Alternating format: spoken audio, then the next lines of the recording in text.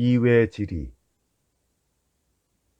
어떤 상품이 팔리지 않게 되었다면 누구나 그 원인을 품질이 떨어졌거나 경쟁 상품이 많아졌거나 구매층의 취향이 변했거나 아니면 판매 조직에 문제가 있거나 홍보에 문제가 있거나 하는 일반적인 요인 중에서 찾을 것이다.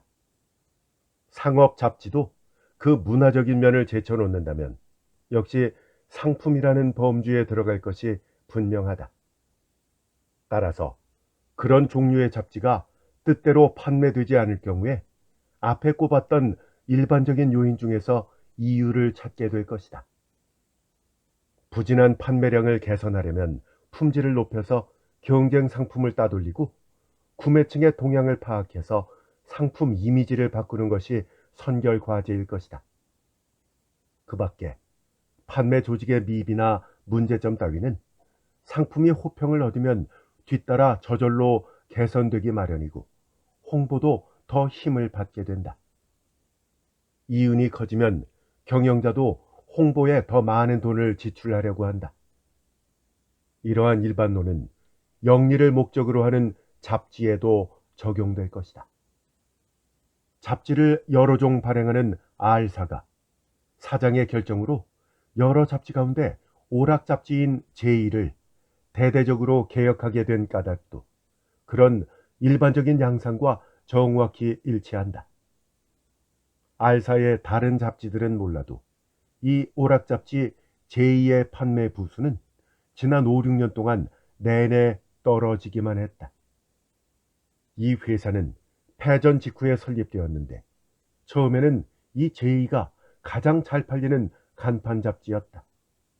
그러던 잡지가 어째서 부진에 빠졌느냐 하면 특별히 경쟁지가 늘어나거나 품질이 나빠져서가 아니라 구매층 독자의 취향과 경향이 변했기 때문이다.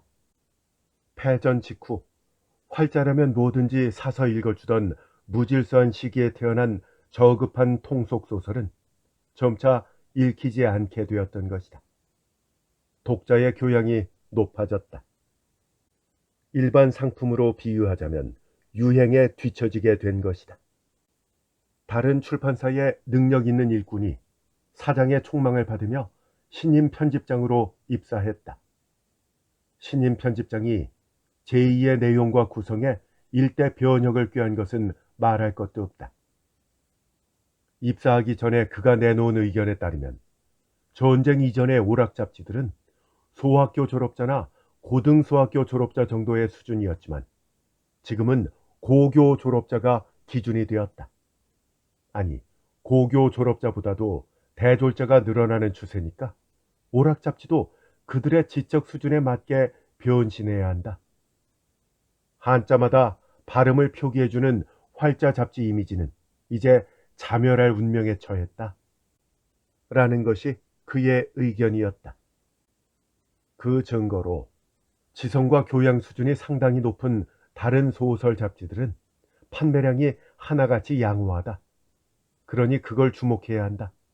그런 잡지 속으로 뛰어들어야 한다. 심한 경쟁은 처음부터 각오해야 하지만 내용만 좋으면 충분히 승산이 있다. 라고 역설했던 것이다.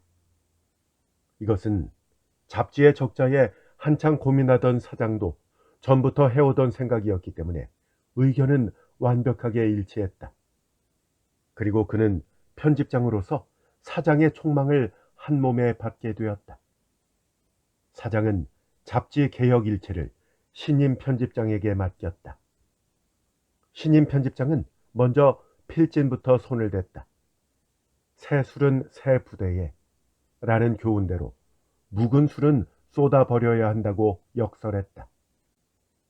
물론 필자들과 오랫동안 교류해온 편집자들로서는 고정 필자에 대한 의리상 참으로 감당하기 힘든 일이었다.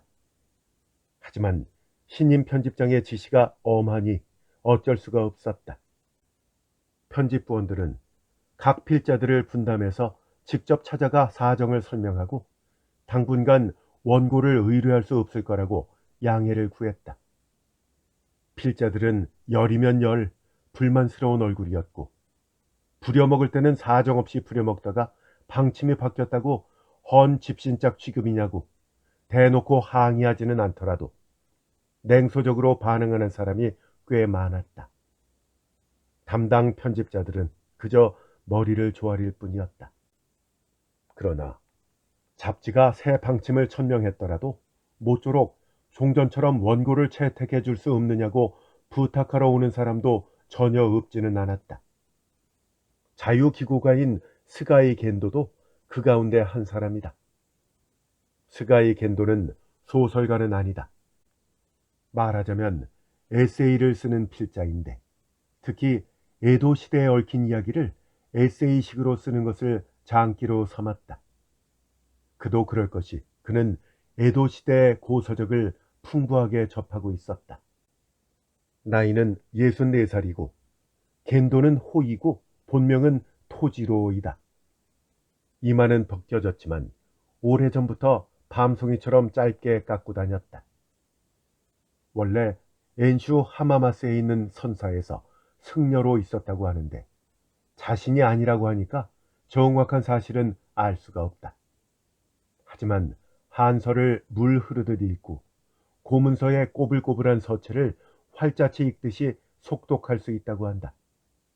여하튼 박람강기한 사람이다. 편집자들 사이에서는 겐도옹 혹은 겐도노인 이런 식으로 불렀다. 그러므로 스가이 겐도는 에도 시대에 관한 실증적인 글을 쓰는 데는 부족함이 없었다. 하지만 그런 글은 오락잡지 제2와 전혀 맞지 않았다. 그래서 에도 시대 항설이나 일화 따위를 잡지에 맞춰 고쳐 쓰게 해서 받아왔던 것이다. 6매 정도일 때도 있고 10매 정도일 때도 있으며 많아도 40매를 넘지 않았다.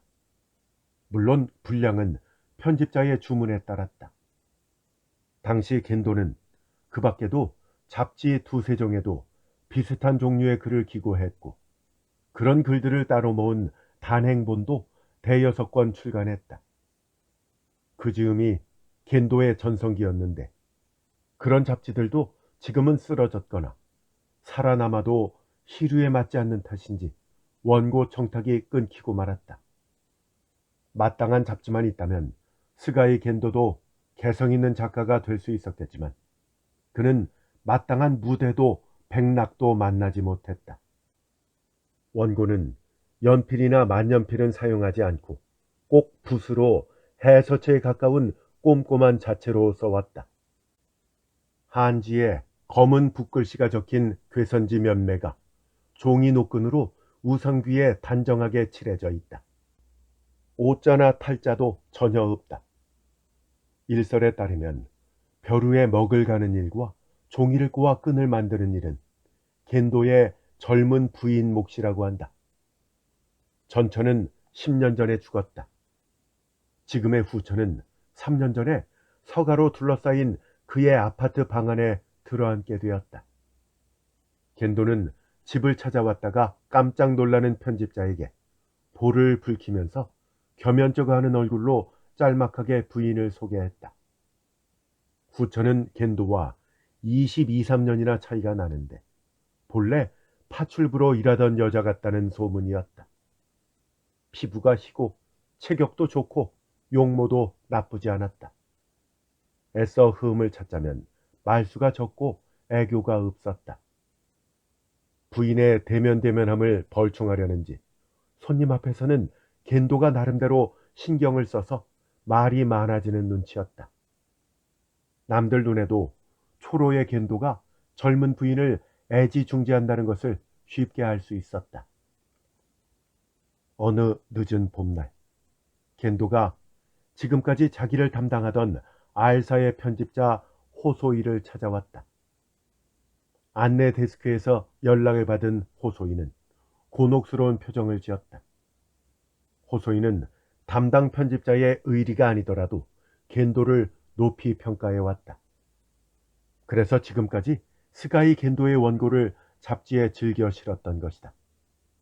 원고료도 호소이의 재량으로 소설 원고 못지않게 높게 책정해왔다.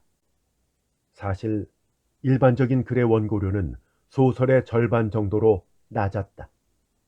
그러나 호소이가 아무리 개인적으로 겐도의 글을 높이 평가해도 신임 편집장이 그런 글들은 단호하게 거절한다는 방침을 고집했다. 즉, 잡지 내용을 개혁하겠다는 것이 회사의 방침이었던 것이다. 그런데 겐도는 그렇게 거절당한 뒤에도 새 원고를 써서 호소이에게 보여주겠다고 찾아왔다. 내용이 재밌어서 반드시 채택되리라는 자신감이 있어서가 아니라 어떻게든 원고를 채택하게 해서 돈으로 바꾸고 싶은 것이다. 아주 작고 깡마른 겐도 노인은 이번에는 잡지의 새로운 방향에 맞게끔 내용과 문투를 고상하게 바꿔놓으라고 하면서 번번이 호소이에게 원고를 보여주러 왔다. 하지만 신임 편집장은 에도 시대 일화는 고리타분하다 해서 눈길도 주지 않았다. 편집장은 글의 내용보다 기존 필자들의 이름을 목차에서 깨끗이 몰아낼 심산이었다. 특히 스가이 겐도는 고정 필자 가운데 한 명이기 때문에 편집장의 거부 의지는 요지부동이었다. 호소이는 지난번에 겐도한테 받아서 묵혀온 한지 괴선지에 붓글씨로 쓴 원고가 들어있는 봉투를 들고 아래층 응접실로 내려갔다. 의자에 얌전히 앉아있던 자그마한 겐도는 호소이가 한 손에 들고 오는 봉투를 보고 그 침침해 보이는 눈에 이내 실망하는 기색을 비쳤다. 늘 그랬듯이 겐도는 원고에 상당한 기대를 걸고 있었다. 지금까지는 오랫동안 호소이가 겐도에게 집필을 의뢰하러 찾아갔지만 잡지의 방침이 바뀌면서 이제는 겐도가 채택을 부탁하러 찾아오는 딱한 처지로 떨어졌다. 실은 벌써 11번째 방문이다. 원고는 재밌게 읽었습니다. 호소이는 실망으로 풀이 죽은 겐도에게 그렇게 말하면서 봉투를 테이블 위에 내려놓았다. 이렇게 돌려주려니까 원고가 돌처럼 무겁게 느껴졌다. 역시 안 되겠습니까? 내 딴에는 재밌는 내용이라고 생각했는데요. 혹시 문투가 마땅하지 않던가요? 겐도는 갈라진 목소리로 중얼거리듯이 말하고 고개를 갸웃거렸다. 겐도가 문투를 언급한 이유는 역시 잡지의 새로운 방침인 고상함에 나름대로는 부응하려고 애썼기 때문일 것이다. 하지만 그런 노력이 오히려 새 원고를 딱딱한 한문투로 만들고 말았다. 겐도는 그런 문체를 고급스럽다고 여기는 듯했다. 호소이가 원고를 재밌게 읽었다고 한 말은 순전히 인사치레만은 아니었다. 원고의 내용은 대체로 이렇다. 어느 번에 야해 이타라는 술버릇 고약한 번사가 있었다. 하루는 번의 검술 선생을 모시고 문화생들이 술자리를 열었다. 검술 선생은 번주의 스승이기도 하기 때문에 일동은 평소 선생에게 각별히 경의를 표했다. 그러나 문화생이 아닌 야해 이타에게는 그것이 못마땅했는지 술잔을 비울수록 고약하게 술주정을 부려서 좌중을 모욕하고 마침내는 자기보다 검술이 강한 자가 없으며 여기 선생이라는 자도 실력은 자기보다 못하다는 둥 폭언을 하였다. 마음이 상한 문화생들은 그렇다면 이 자리에서 당장 선생과 겨뤄보라고 했다. 야에이타는 나이가 30쯤 되는 덩치가 커다란 사내였다. 선생은 류쇼라는 노인이었는데 근골은 굵지만 살집이 없고 허리도 조금 굽고 목소리도 작았다. 그러나 검술은 각별했다. 검술에 한 경지를 이룬 스승이기 때문에 저 난폭한 자를 일격에 무릎 꿇게 하리라고 제자들은 생각했다. 그래서 스승에게 결투를 권하고 승부 결과로 울분을 풀려고 했다. 하지만 스승은 완강하게 사양했다. 문화생들 눈에는 그것이 스승의 겸허하고 웅숭 깊은 자세로 비쳤다. 그러나 야에이타는 선생이 겁을 먹었다고 보았는지 더욱 오만하게 굴었다. 문화생들은 스승에게 어서 저자를 징벌하라고 종용했다. 결국 스승도 더는 사양할 길이 없어서 마침내 목도를 들고 일어섰다. 이리하여 야에이타와 도장 한가운데서 대치했다. 승부는 문화생들이 지켜보는 가운데 눈 깜짝할 사이에 끝났다. 나이든 선생이 혈기 넘치는 야에이타의 일격에 피를 토하고 쓰러지고 만 것이다. 선생은 겸손함 때문에 시합을 거절했던 것이 아니다. 그것을 웅숭 깊은 자세로 착각한 제자들이 스승을 빼도 박도 못할 것으로 몰아넣고 무리하게 시합을 시켜서 죽음에 이르게 했다. 이것이 그 원고의 내용이었다. 겐도가 쓴 이 짧은 글은 단편 시대물이나 현대 소설로 고쳐 쓸 수 있는 소재였다. 그러나 스가이 겐도에게는 이 이야기를 소설로 환골탈태시킬 재능이 전혀 없었다. 그는 그저 에도 시대의 수필 혹은 여러 고전에서 얘기거리를 찾아내 그대로 짧은 글로 다듬었을 뿐이다. 호소인은 이런 종류의 원고를 연재해 줄 것으로 기대할 만한 다른 잡지를 떠올릴 수가 없었다. 정말 송구스럽습니다만 이 원고는 그냥 돌려드려야 되겠어요. 호소인은 봉투 모서리에 손끝을 대고 겐도 쪽으로 살짝 밀었다. 닷새쯤 지나서 호소인은 다시 스가이 겐도의 12번째 원고를 건네받았다. 잡지사로 찾아온 겐도에게 차마 원고도 읽지 않고 그 자리에서 원고를 물릴 수는 없었다. 검토해 보겠습니다.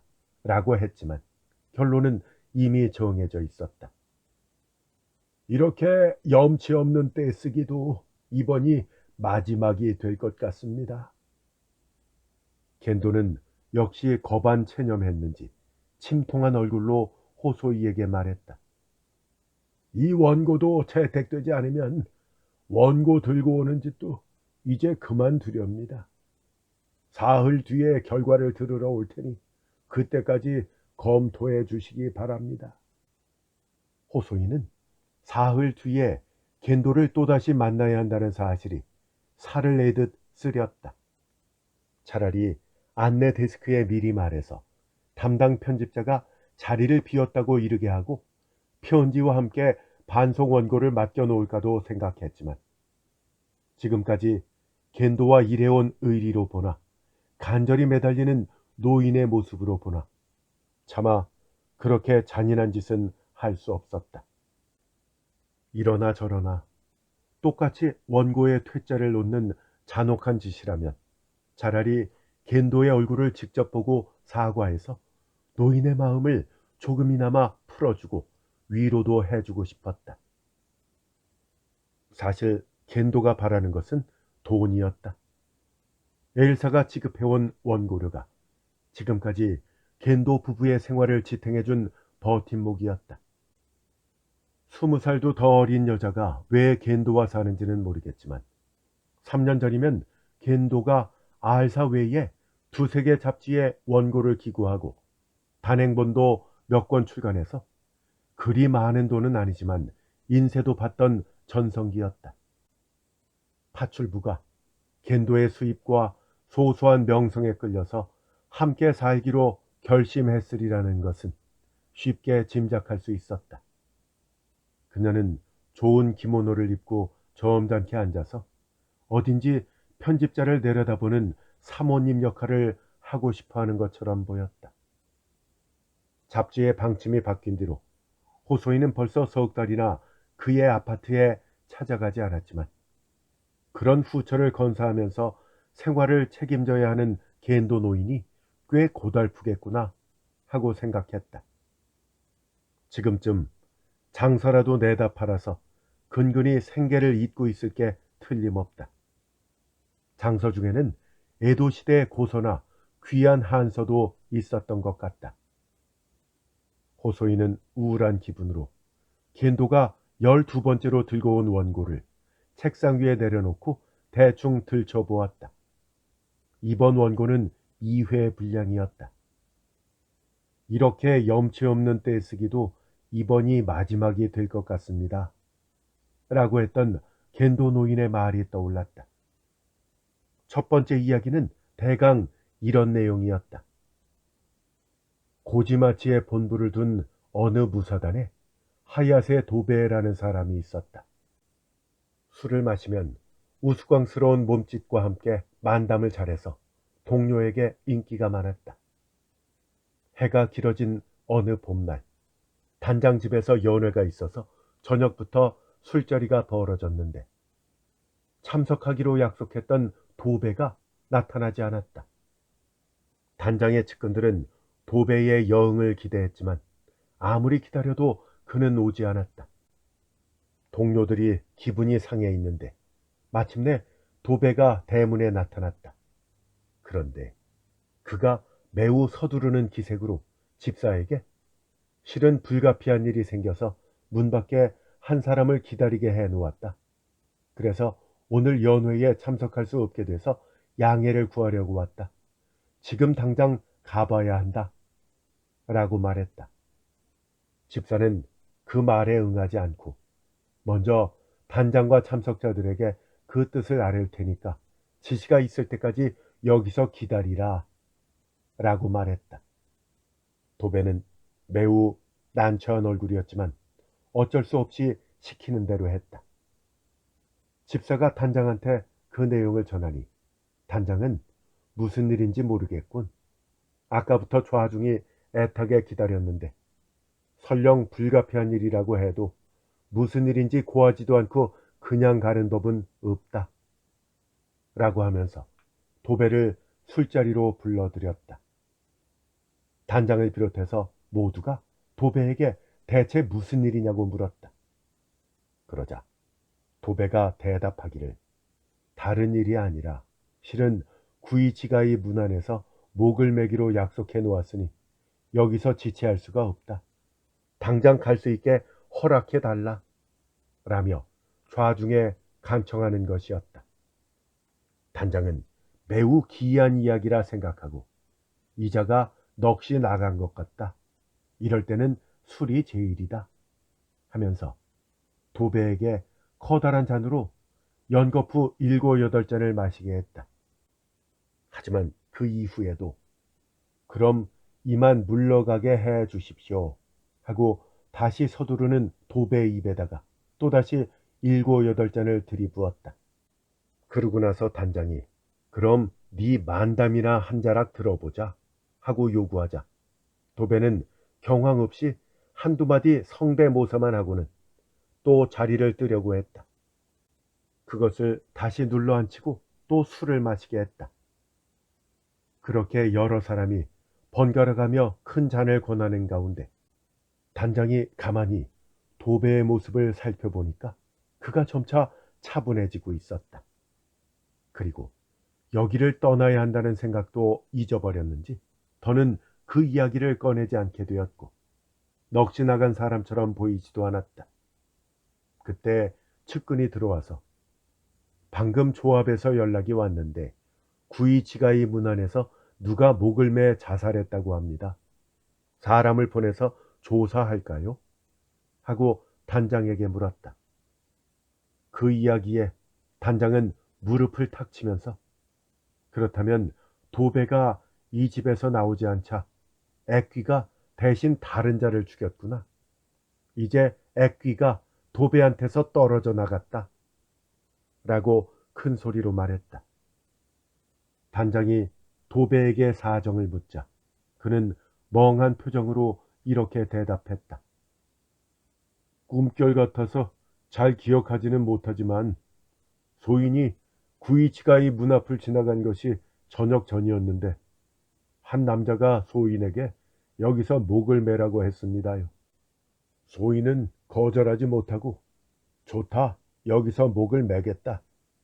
그러나 오늘 단장댁 연회에 참석하기로 약속했으니까 먼저 거기 가서 양해를 구하고 나서 그대가 말하는 대로 목을 매겠다 하고 말했습죠. 그러자 그 사람은 그렇다면 좋다 하고 여기 대문 앞까지 소인을 따라와서 어서 들어가 양해를 구하고 나오라 이렇게 말했습니다요. 그것이 잘못 의리를 아는 사람의 말처럼 들려서 그자와 한 약속을 어기면 안 되겠다고 생각했습죠. 왜 그런 마음이 들었는지 지금 생각해도 통 알 수가 없습니다요.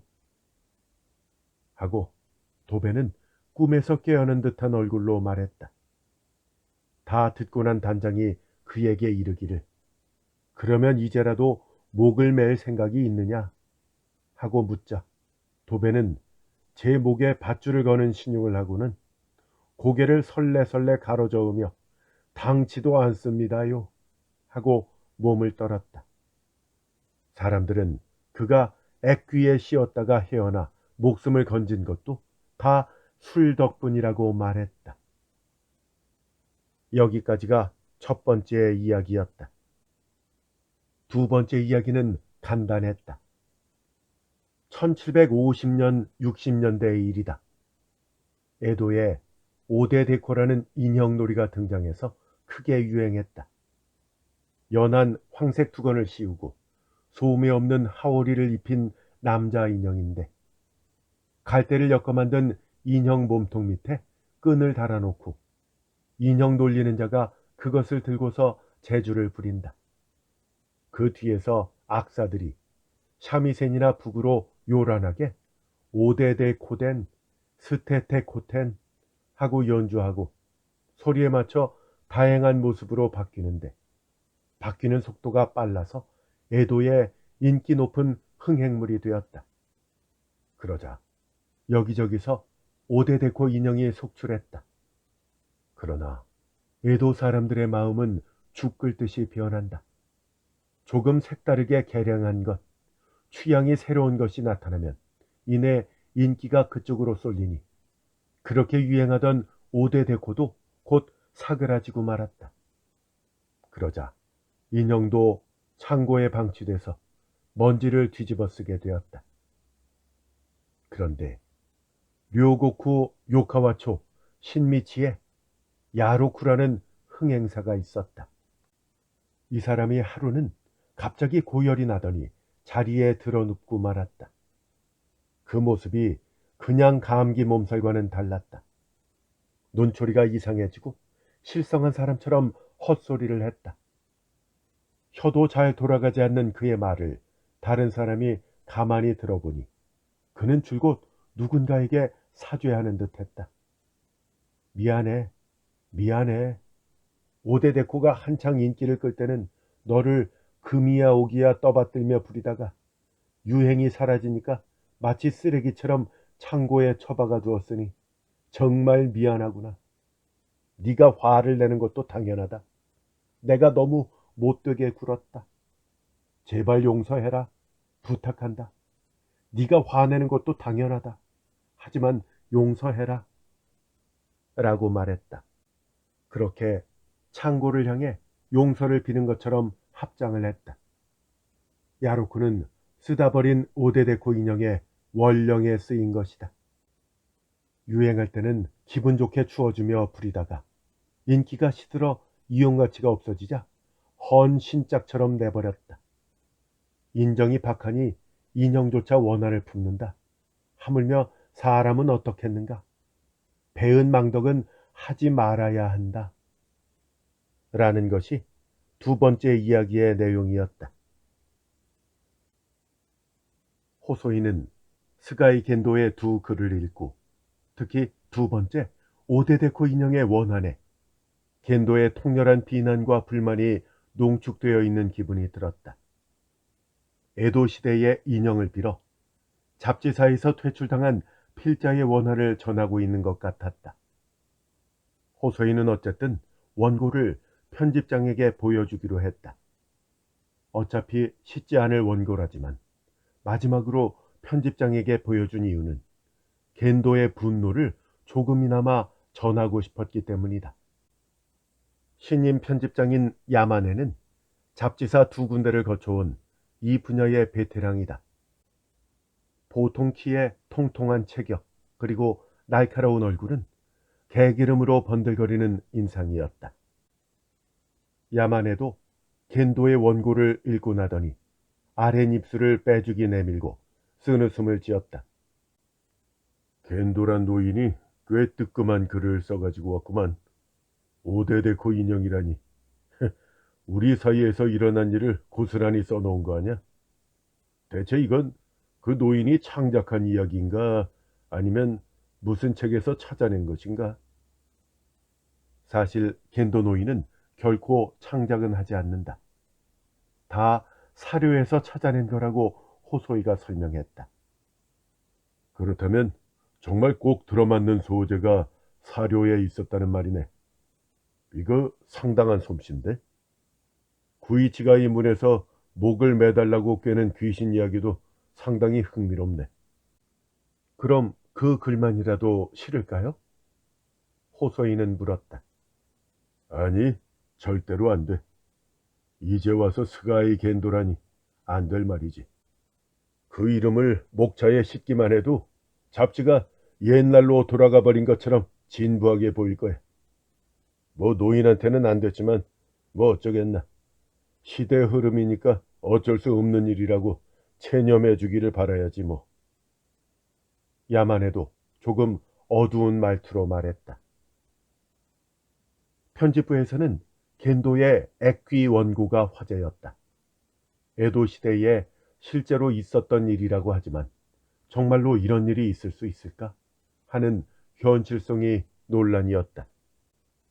에도 시대라면 미신이 많은 시대였으니까 있을 수 있는 일이라고 하는 사람도 있고, 아무리 옛날이라도 이런 황당한 일은 있을 수가 없다. 실화라고 하지만 아마 풍문을 기록해 놓은 책에 나오는 내용일 테니까 믿을 게 못 된다 하는 사람도 있었다. 그러다가 결국 겐도 노인의 생각을 들어보면 어떨까 하는 이야기가 나오게 되었다. 원고를 채택해 주었다면 모를까 이것으로 인연을 끊게 될 겐도에게 그런 질문을 던질 수는 없었다.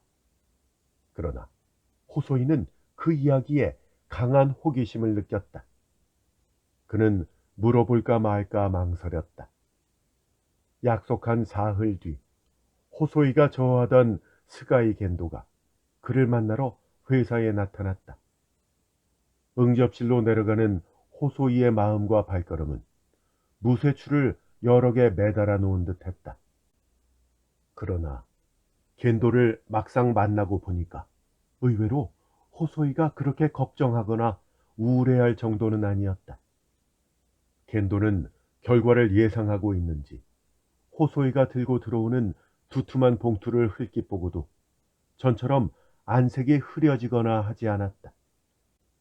호소이가 말을 더듬거리면서 사과의 말과 함께 지난번과 똑같은 이유로 거절한다는 뜻을 에둘러 전하자 겐도는 호소이의 말을 끝까지 듣지도 않고 순순히 말해 주었다.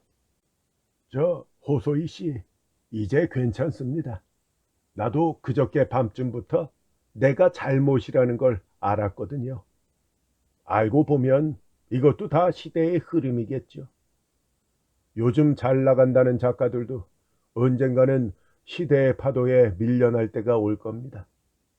이것이 자연 도태고 인류 진화의 법칙이니까 누구도 어쩔 수 없는 일입니다.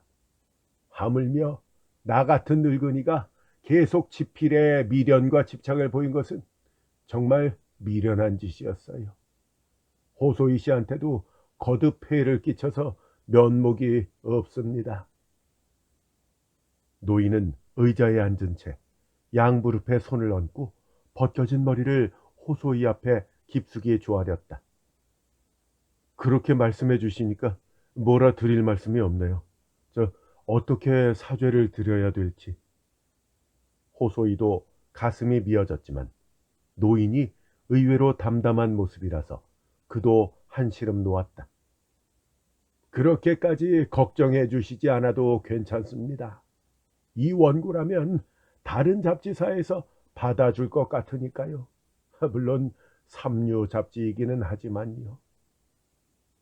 삼류 잡지든 서푼짜리 잡지든 원고를 받아줄 때가 있다는 소식에 호소이도 마음이 놓였다. 그래서 오늘 노인이 밝은 얼굴로 나타났구나 싶었다. 호소이는 노인에게 축하의 말을 해주고 저 빈말이 아니라 원고를 읽어보니까 아주 좋더군요. 어떤 잡지사인지 모르지만 그 편집부에서도 아주 좋아할 겁니다. 하고 말했다. 실제로 호소이는 원고를 다른 곳에 넘기기가 아까운 생각까지 들었다. 하지만 스가이 겐도라는 이름이 목차면에 등장해서는 잡지 자체가 퇴색되어 보일 거라는 야만의 편집장의 의견도 일리가 있기 때문에 편집장한테 무리하게 떼를 쓸 수도 없었다.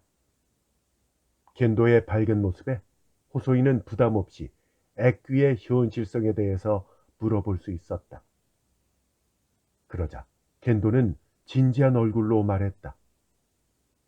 이 이야기는 1800년대 초 스즈키 도야가 쓴 어느 책에서 취한 겁니다. 서박 10종이라는 근세 수필집에도 실려 있지요. 요즘 젊은 사람들은 매사에 합리주의라서 이런 이야기를 허튼 소리라고 일소에 붙이겠지만은 옛날 일이라고 해서 그렇게 무시할 일은 아닙니다. 이외질이라는 말 아시죠? 이외질이란 세상의 이치로는 풀지 못할 일이라는 뜻이지 않습니까? 사실 그런 이상한 일이 적지 않습니다. 이 액귀만 해도 심리학자 선생들에게 물어보면 최면술 비슷한 심리현상이라고 할지도 모르죠. 하지만 그런 이론대로 맞아떨어지지 않는 현상도 있는 겁니다. 그야말로 이외질이라는 거죠.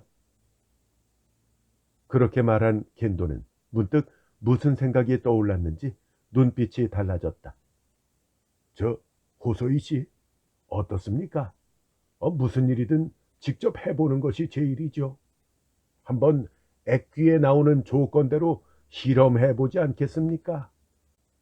그러고는 호소이의 얼굴을 들여다보듯이 쳐다보았다. 그거야 해봐도 상관은 없습니다만. 호소이는 노인이 그런 말을 꺼낼 만큼 마음의 여유를 되찾았구나 생각하니 자신도 어느새 마음이 가벼워져서 노인에게 사죄도 표시하고 또 노인의 뜻을 존중한다는 것을 보여주기 위해서라도 제안에 응하기로 했다. 물론 거기에는 호기심도 깔려 있었다. 노인이 거반 농담조로 제시한 액귀의 첫 번째 조건은 구이치가이 문으로 와야 한다는 것이었다. 그곳은 현재 치요다구 기오이초에 해당한다고 했다. 현재 요스야 초소에서 해자 옆길을 따라 아카사카 초소로 가다 보면 중간에 구이치가이 초소가 보입니다. 그곳에서 기오이초를 향해 좁은 토성길을 건너가면 구이치가이 문이 있어요. 지금도 예전 문의 돌담이 남아 있습니다. 그래요. 저 호텔 뉴오타니로 가는 근방이죠. 호텔이 서 있는 근방이 이가의 저택, 그 옆이 기슈가의 저택, 이가 앞에 오와리가의 저택, 그렇게 세 개의 저택이 나란히 있기 때문에 그 세 가문의 이름을 한자씩 따서 기오이자카라는 지명이 생긴 거지요. 구이치가이 문이라고 해도 실제로는 성문을 만들지 않고 건방위를 지키기 위해서 목책만 설치했었지요. 토성 사이의 초입과 대문의 위치가 조금 어긋나 있기 때문에 구이치가이 문이다 라는 이름이 생겼을 겁니다. 구이치가이는 어긋남을 뜻하기도 하니까요. 지금은 그 책문터에 쌓아올린 돌담이 남아 있습니다. 그런 방면의 이야기는 겐도 노인이 장기로 삼는 분야이다. 그런데 겐도가 이어서 말하기를, 구이치가이 문터 돌담 모퉁이에 내일 모레 밤 11시 반쯤에 나와 주었으면 좋겠다. 요즘은 애귀가 출몰하지 않으니까 내가 임시로 애귀가 돼서 당신에게 구이치가이 문 안에 와서 목을 매라고 명령했다고 치자. 이런 이야기였다. 그러니까 호소이 씨가 하야세 도배의 역할을 하는 거죠. 그 시각에 목을 매겠다는 약속을 했으니까 반드시 그곳에 가야 하는 겁니다. 어때요? 예전 아카사카 이궁 앞에서 동쪽 기요이초 방향으로 해자를 건너면 나오는 토성 입구입니다. 호텔 뉴오타니가 오른편으로 보이는 곳이죠. 잘 찾아오실 수 있겠지요? 호소이 씨가 직접 나와도 좋고, 호소이 씨는 하야세 도배의 역할이니까 불가피한 볼일이 생겼다 치고 나오지 않아도 좋다. 다만 누구든 대신 목을 맬 사람을 보내달라. 애귀 이야기에 나오는 조건대로 한번 해보자. 대리인이 나온다면 아마 그 사람은 스스로 목을 맬 마음을 먹게 될 것이다. 세상에는 애귀 이야기 같은 이외지리가 있음을 알게 될 것이다. 하지만 영 내키지 않는다면 아무도 나오지 않아도 좋다. 여하튼 나는 구경 삼아 그곳에 나갈 것이다. 라고 말했다. 호소이는 결국 농담처럼 약속을 정했지만 왠지 기분이 섬뜩해지는 것이 스스로 생각해도 묘했다. 작은 체구의 겐도 노인은 입 빠진 입을 벌리고 껄껄 웃었다. 노인이 의자에서 일어날 때 호소이는 이것이 편집자로서 마지막 만남이라는 생각에 저도 모르게 이렇게 인사를 했다. 사모님께도 안부 전해주세요. 그러자 겐도는 순순히 고개를 숙여 응하는 대신에 이번에는 미소를 지으면서 아무렇지도 않게 말했다. 아니요, 그 여자는 도망갔습니다. 네? 언제 말씀이세요? 호소이는 놀랐다.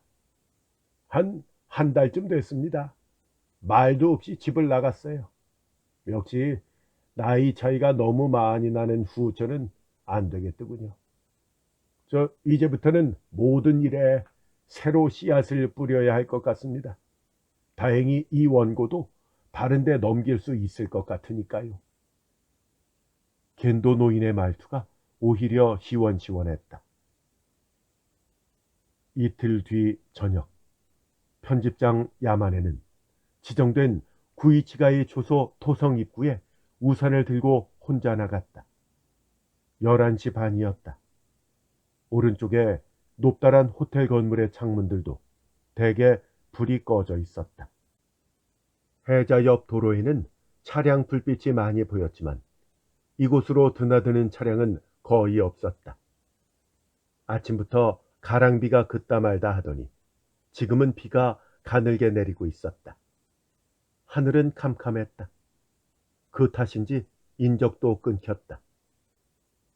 하야세 도배 역할을 맡기로 한 호소이를 대신해서 야마네가 나왔다. 그 이유는 편집부에서 애귀 실험이 화제에 올랐을 때 그렇다면 내가 가볼게 라고 나섰기 때문이다. 야마네는 허세가 있었고 호기심도 적지 않았다. 하지만 이 일에 나서기로 마음먹은 것은 우선 자기가 편집장이 되면서 원고를 거절해온 스가이 겐도에게 미안한 감정이 있었고 이렇게 장난스러운 대면을 기회로 가볍게 사죄를 표하고 싶은 마음이 있었기 때문이다.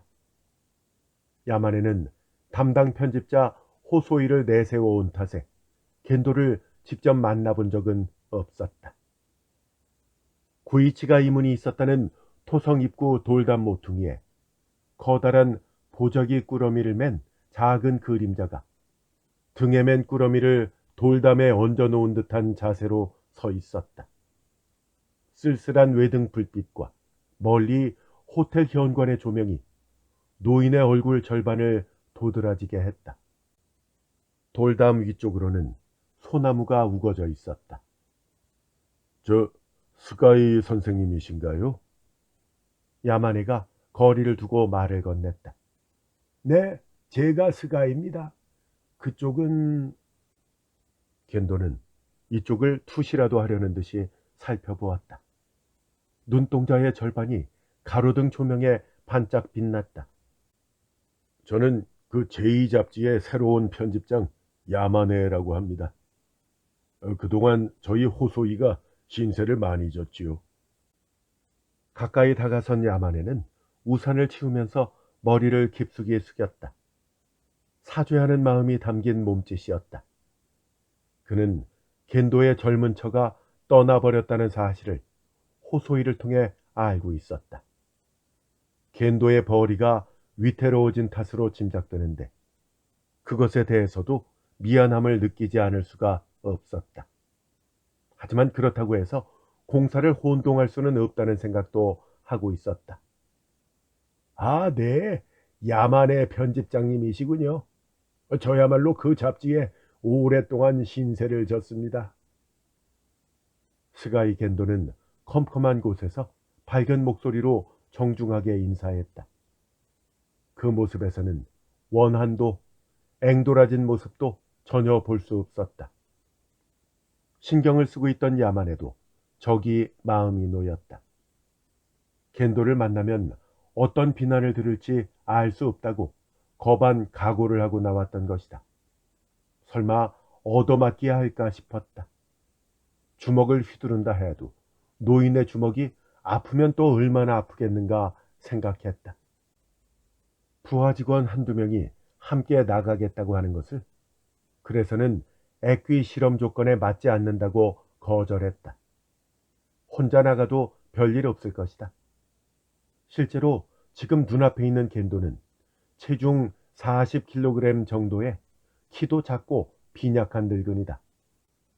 도배 역을 맡은 호소이 씨를 대신해서 나오신 건가요? 노인은 웃으면서 말했다. 네, 액귀에 씌워서 목을 매달려고 나왔습니다. 야만에도 웃으며 대답했다. 이 돌담 중간부터 구이치가이 문 안쪽이 됩니다. 자, 그럼 돌담 위 토성으로 올라가 봅시다.